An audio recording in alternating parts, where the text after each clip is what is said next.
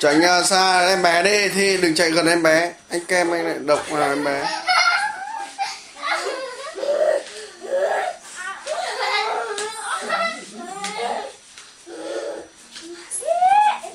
Em bé ngoài tay con, tay bẩn à? Tay em bẩn.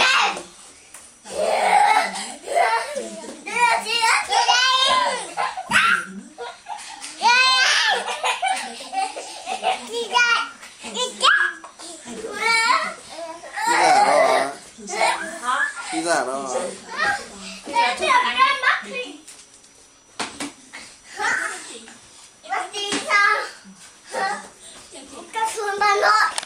Nhà á.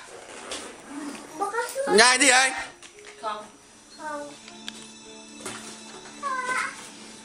Há mồm mà. Nó có gì trong mồm? Mẹ nói là không. Há mồm à? Hết giờ chơi rồi không xuống. Nhà à?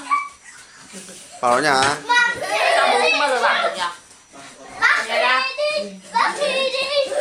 Đâu? Một cái mình bóc rồi xong.